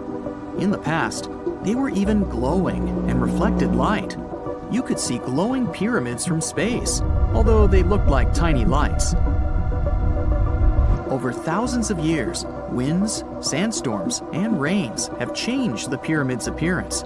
If people had taken care of them all this time, they would have looked like something out of science fiction movies, or the pyramids from Las Vegas. But unfortunately, we will never see their original appearance. Some archaeologists and scientists believe that the capstone could absorb the sun's energy and distribute it evenly throughout the pyramid. no one knows precisely why the Egyptians needed this technology. There's a theory the pyramids are ancient energy systems. The pharaohs applied this energy to use some unique technologies that were more advanced than all the achievements of the 21st century. And the triangular shape of the pyramids was ideal for boosting this electromagnetic energy. In theory, solar radiation, or electromagnetic forces, accumulated at the top of the pyramid, filled the inner rooms, and then went down the walls to the base. Any surface distortion could prevent the flow from spreading, so they had to create a perfectly smooth surface. That's why they installed the blocks so that nobody could squeeze a needle or razor blade between them. Many people believe in this theory because they built the pyramids from limestone. This material can hold energy inside itself. In the inner part, they created granite deposits to cause air ionization, that is, to create an electric charge. They also dug channels under the pyramid for water to transmit electricity. And at the top, they put a gold capstone, the best conductor of electricity. So, this is how you get a great power generator. Different cultures used similar technologies to create electricity all over the world. But these are all theories. If it had been working, humanity would have used these technologies today. There are mentions of the metal industry, chemistry, engineering, physics, mathematics, and astronomy in some ancient records. Most scientists don't believe in all these things. We know the detailed stages of the technology's development in different cultures. In the 21st century, scientists, historians, and anthropologists can track the evolution of all modern devices. If people had created some technological inventions in ancient times, the history of the world would have looked different. Perhaps all the achievements of antiquity could have been wiped off the face of the earth by global cataclysms, and it can happen to us. Just imagine how people would dig up a laptop in 5,000 years. Perhaps they wouldn't understand what kind of device it is. Another Egyptian wonder surrounded by mystery is the statue of the Sphinx. The Egyptians carved it out of a single massive piece of limestone about 4.5 thousand years ago. But scientists still don't know the exact date of its construction or who built it. People painted the Sphinx in different colors, so it looked much brighter and more vivid in the distant past. It was shining just like the Great Pyramids. Anyway, time hasn't only changed its appearance, but its name too. Initially, the Egyptians called it Horemeket. The Greeks renamed it the Sphinx about a few hundred years after it had been built. The Sphinx emphasized the greatness of the rulers of Egypt. It also performed a symbolic function of a watchdog guarding the tomb of the pharaoh and the paths leading to it. This version sounds realistic, since archaeologists have discovered many secret entrances at the foot of the Sphinx. Perhaps these rooms and intricate tunnels lead to underground halls with treasures. And treasures don't always mean gold and jewelry. According to legends and theories, the Sphinx guards the Hall of Records, the storage of all humankind's knowledge. The information about the ancient mythical state of Atlantis could be there. You can find many detailed maps of the internal dungeons of the Sphinx on the internet. They show structures 12 stories deep under the statue. It looks like a small city filled with gold, scrolls of knowledge, and various ancient artifacts. But don't believe all these maps. These are just theories. Several thousand years have passed, but people have very little information about it. Archaeologists know that there are still many strange and exciting things about the Sphinx that are still undiscovered. Some locals are afraid to research because they believe they can awaken something terrible from the underground depths. Therefore, it's mostly scientists from other countries who conduct the excavations. In 1998, scientists discovered strange tunnels leading to empty rooms under the Sphinx. They realized that some people tried to get there through tunnels in the past, and maybe those people took all the treasures that were there. One of the legends says that some powerful artifact lays beneath the Sphinx. Its technology can change the whole world, but the locals are hiding it because it can damage the planet. Some believe that you can find evidence of unknown technologies painted on the granite walls in the pharaohs' tombs. But most likely, these paintings and signs tell us the myths and legends of ancient Egypt. But what if Egyptian symbols and drawings are detailed instructions for using ancient technologies? What if the locals that lived at that time thought, people in the future won't be able to get energy themselves. Let's leave some detailed instructions for them. Anyway, there are many riddles and theories.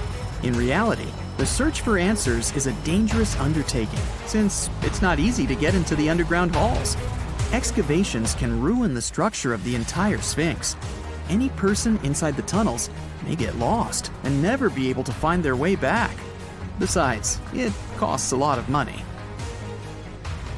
Now, what would be awesome is if people could invent some device that could scan underground areas and show their detailed models.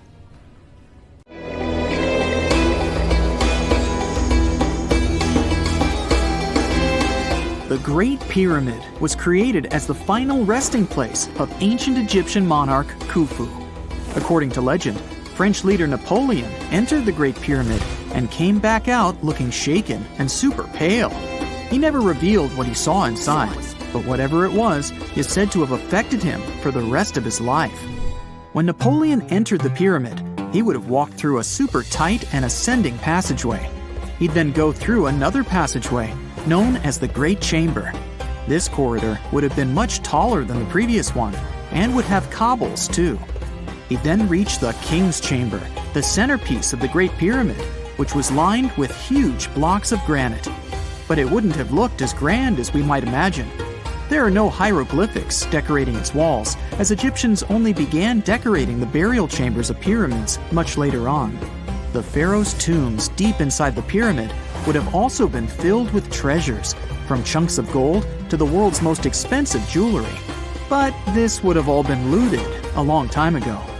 The only thing that probably would have been left in there would have been a huge sarcophagus, which would have once contained the king's mummy. He'd also have to walk past the queen's chamber. This room most likely didn't hold any queens though, as pyramids were usually only built for one person. There are mysterious tunnels leading from here.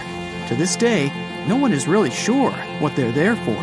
And that's not the only mysterious and creepy thing Napoleon may have encountered, as stories of pharaohs leaving ancient curses on pyramids go way back.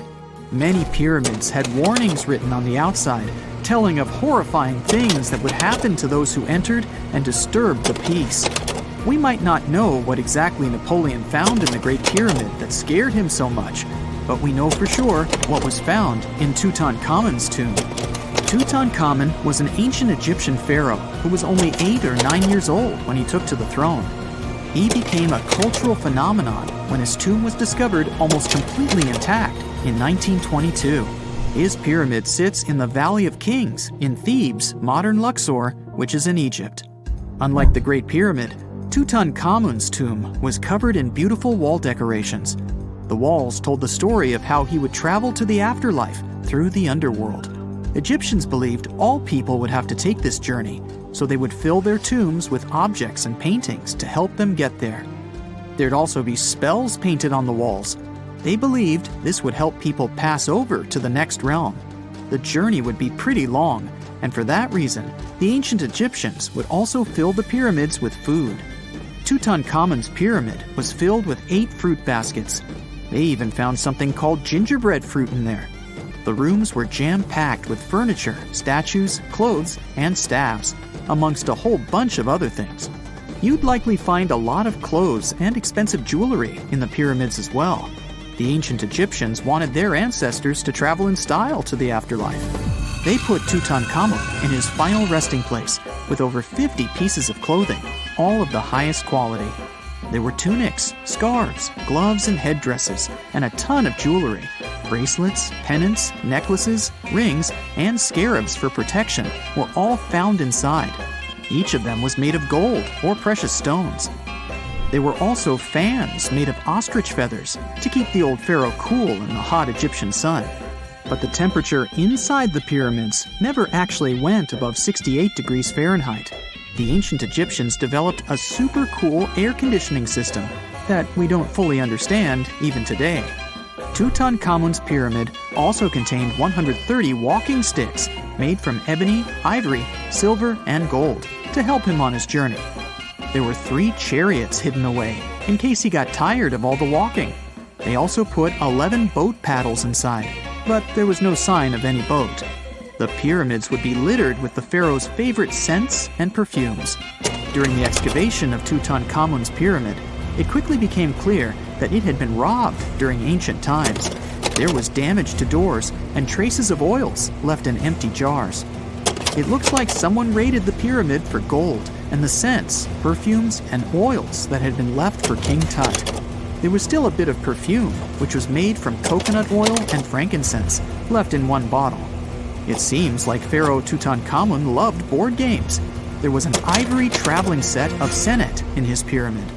Although we don't know for sure exactly how to play it, we have figured out it was sort of an ancient Egyptian version of backgammon. It looks like it was a 2-player game where the goal was to knock your opponent off the board. Not really sure who Tutankhamun's mummy was supposed to play with, though. The ancient Egyptians had some rituals that may seem pretty strange to us. For example, they used to shave their eyebrows off if they ever lost a cat. So it's not too surprising they put some really weird things inside pyramids.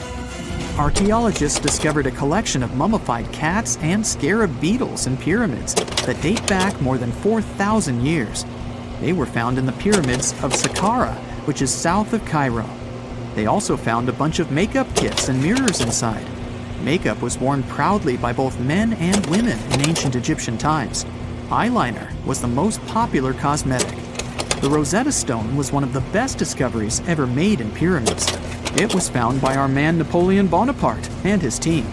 It's a black granite rock that dates back to 196 BCE. It's transcribed in Greek, Demotic, and hieroglyphic.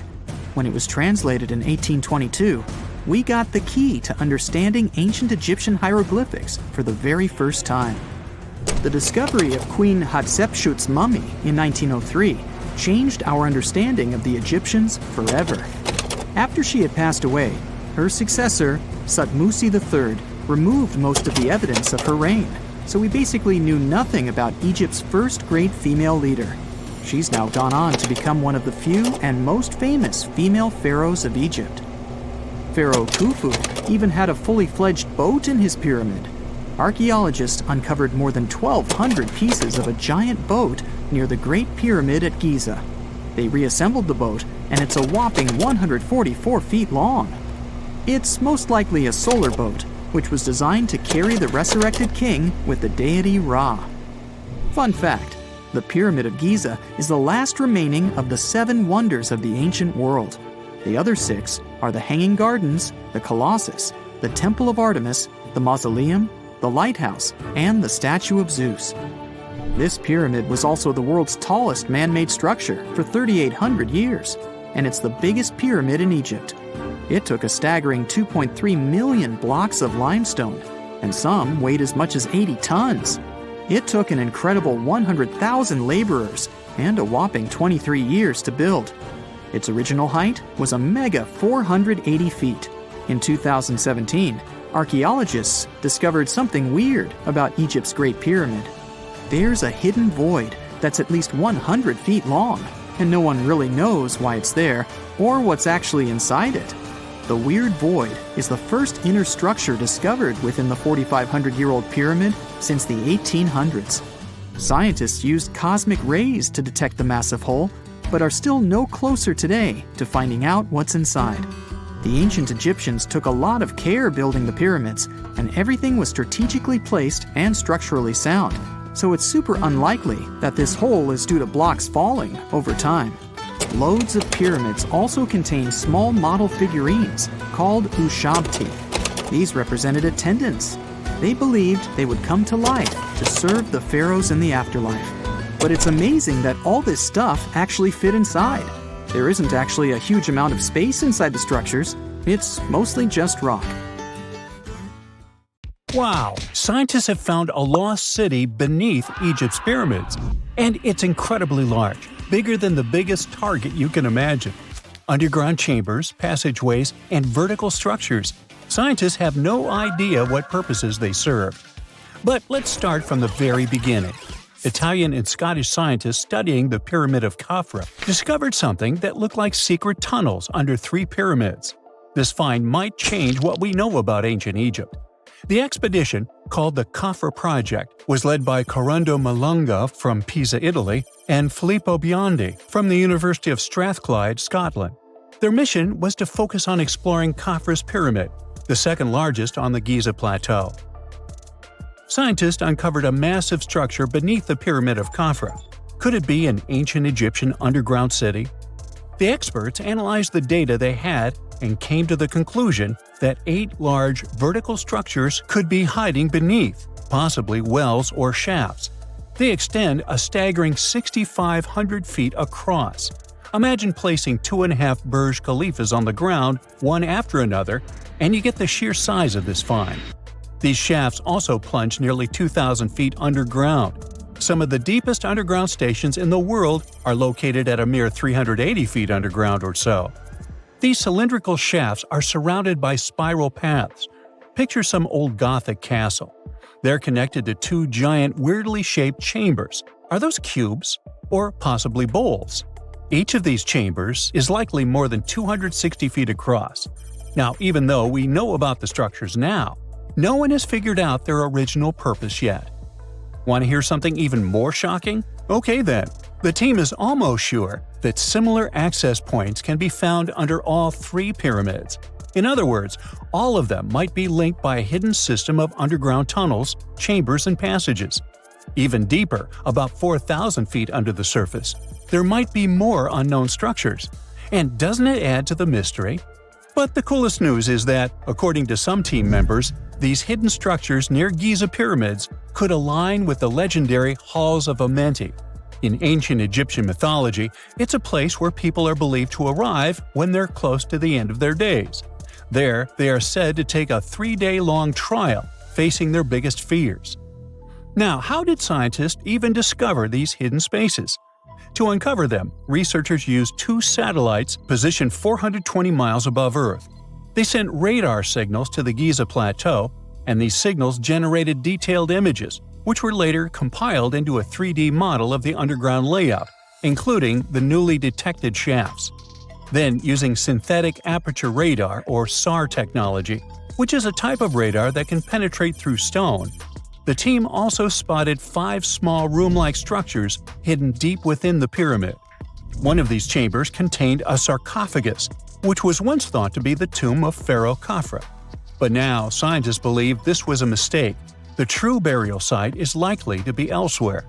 In any case, these 5 hidden rooms were completely unknown before the scans.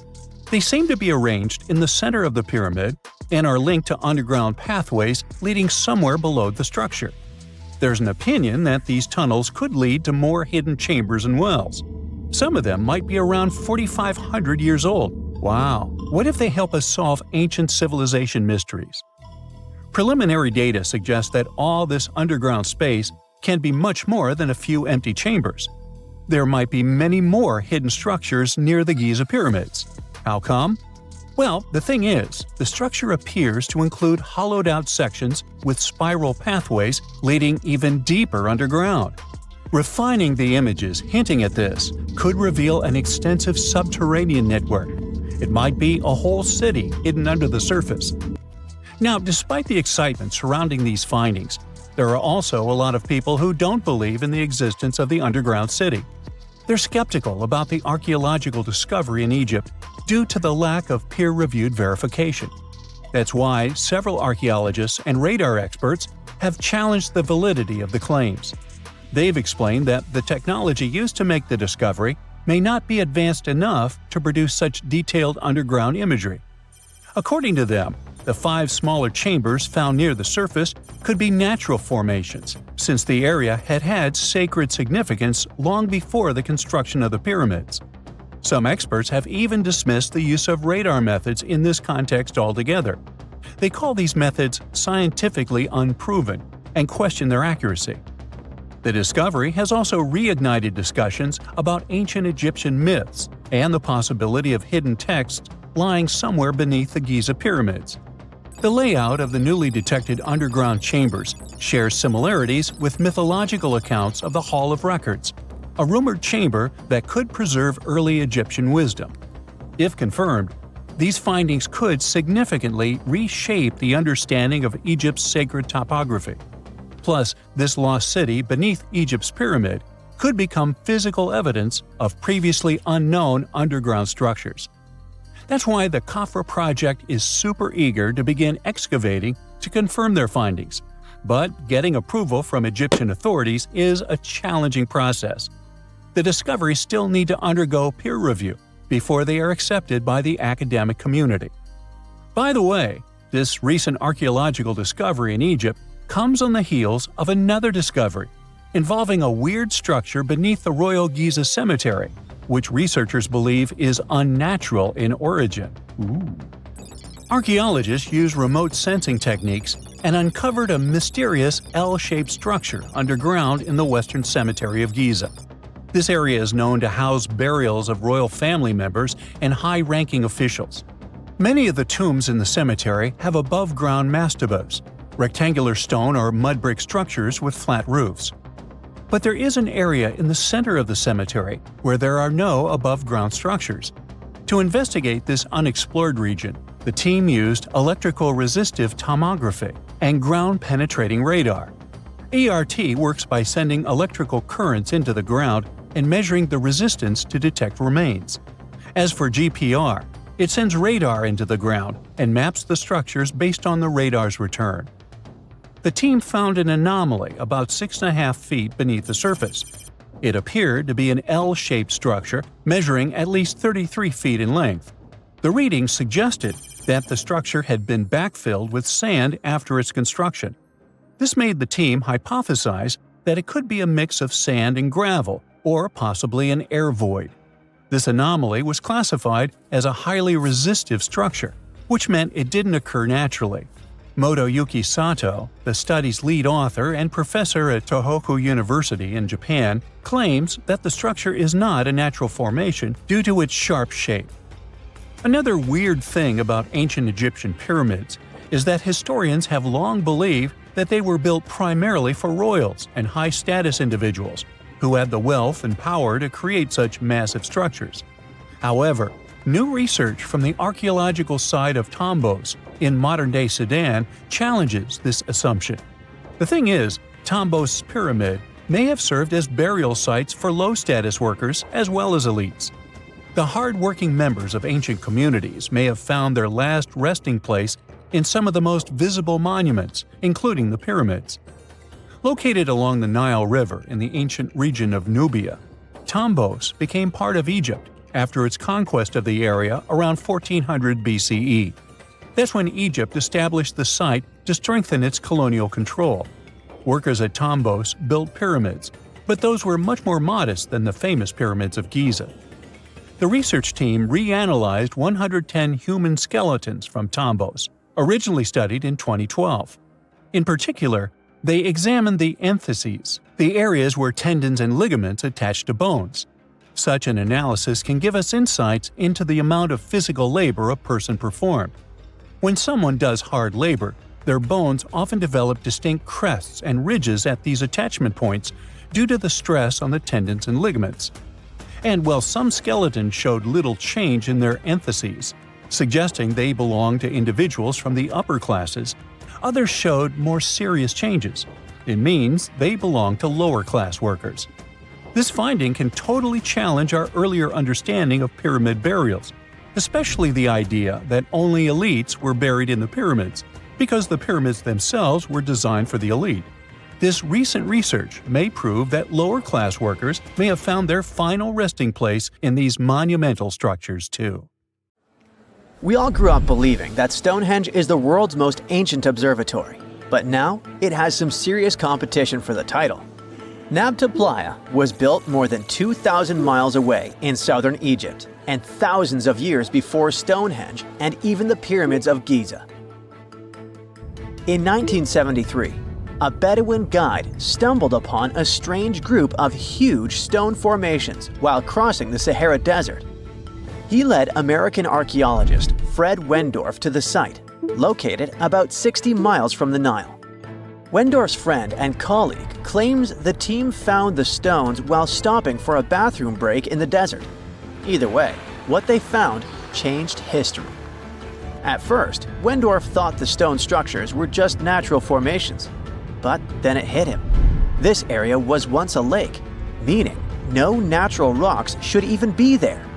He kept coming back to the site for decades, and by the early 1990s, his team finally uncovered a circle of stones that seemed to line up with the stars in a way no one could explain. After 7 long years of trying to crack the mystery of the site, Wendorf reached out to an expert in archaeoastronomy. They study how ancient people used the stars. One evening, while the expert sat in the cool desert sand staring at the stones, he realized that they formed a pattern radiating outward from a massive burial mound. One by one, as they dug into the sediment, the buried megaliths started lining up like spokes on a wheel. The team had already used radiocarbon dating to test samples from fire hearths and tamarisk wood roofing found inside the stone circle. Nabta Playa had dozens of standing stones, all a few feet tall. Some of them lined up exactly with the sunrise on special days, and others matched up with bright stars in the sky. Inside the big circle, there were 6 special stones that may have been used for rituals or marking important times of the year. Around them, 29 standing stones might have worked like a simple calendar to help people know when it was time for something important, like the summer solstice, the longest day of the year. When the sun rose in just the right spot, it was a sign that the rainy season was coming.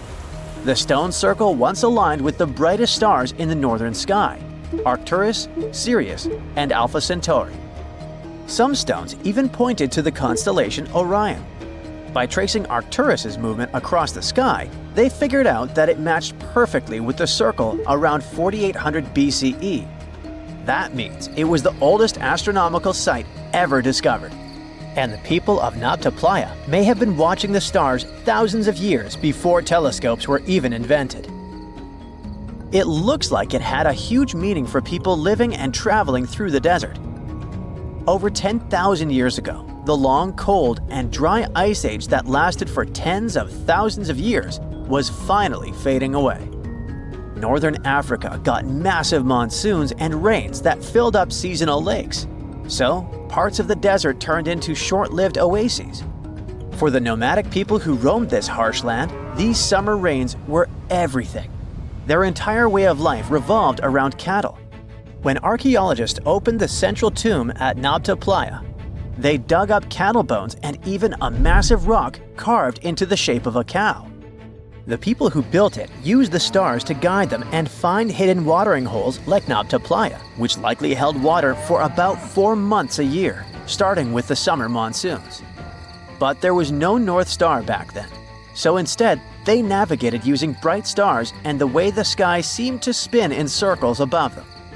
When the lakes were full, the standing stones would be partly submerged, and from the western shore, you would see the reflection of the stars on the dark water. Nabta Playa is way less famous than Stonehenge, perhaps because its stones were buried and the famous site in England was open to visitors for thousands of years. Sadly, when Nabta Playa did become famous, some tourists ruined parts of it by moving stones around, which messed up the ancient star alignments. To protect it, the authorities moved everything to a museum where people can see the stones and the carved cow statue without damaging them. The Egyptian Observatory isn't the only construction similar to Stonehenge. It has versions that were used for different purposes, from Germany and France to the US and the Andes in northern Peru. This last one is actually one of the oldest big structures ever built in this region. The circular plaza is made of 2 giant stone walls arranged in a ring. It was likely used for ceremonies and gatherings. Scientists have carbon dated it to be about 4,750 years old, which means it was built before the Great Pyramids of Egypt and Stonehenge. The plaza had 2 entrances and a special layer of clay, soil, gravel, and charcoal underneath. it was carefully planned and built. Archaeologists also found ceramic pieces, quartz crystals, and gemstones at the site, so it was definitely a special place. People visited it for centuries, but at some point it was sealed off, probably because of changing beliefs and traditions. The most recent discovery was the remains of a large timber circle roughly the same age and with parallels to Stonehenge, all the way up in Denmark. This open-air structure was likely part of a special area where prehistoric people from the late Neolithic and early Bronze Age gathered for rituals and ceremonies. The circle was made up of 45 giant wooden posts, forming a huge ring about 100 feet wide. The wood is gone now, but scientists believe tall timbers once stood in the holes and created an impressive wood henge. No one knows exactly what these circles were used for, but archaeologists have found animal bones and food remains at similar sites. So people probably used to gather there for feasts and rituals. In 2024, scientists found 2 ancient stone circles from the Neolithic period in Dartmoor National Park in England. Some archaeologists believe they might form a sacred ark. Many of Dartmoor's stone structures were built in a curved shape on the high ground in the center of the area. A long time ago, Dartmoor was covered in forests, so people may have used the high ground as important markers. One of the newly found circles fits inside this ark, but the other one is outside of it, to the north. This could have been an entrance point into the ark. There's also a raised bank of earth near the stones, which looks similar to other famous Neolithic sites, like the Ring of Brodgar in Scotland and Stonehenge itself. This means the people who built these circles may have visited Stonehenge or been inspired by it. Archaeologists in Oman found ancient stone monuments called tralith, which got the nickname Arabian Stonehenge. They were finished about 2,000 years ago, but no one knows for sure who built them or why. Scientists also found stone hand axes that are incredibly old, between 300,000 and 1.3 million years old, from the time when the first humans left Africa. At another site in central Oman, archaeologists discovered a Neolithic tomb from around 5,000 to 4,600 BCE. There are 2 chambers with the bones of dozens of people inside beneath a giant megalithic structure. Nearby, they also discovered rock carvings that were made by people who lived in the area. And then there is another Stonehenge look-alike, this time in Saudi Arabia, that was used as an apartment complex thousands of years ago. Archaeologists discovered a total of 345 stone circles by looking at aerial photos of a lava field. Each circle is between 13 to 26 feet and has at least one large standing stone in the middle. These structures still have remains of stone walls and doorways. Stone circles like Stonehenge are often linked to ceremonies and rituals, but scientists say that many early houses were actually built in round shapes, and rectangular homes only became common much later in history.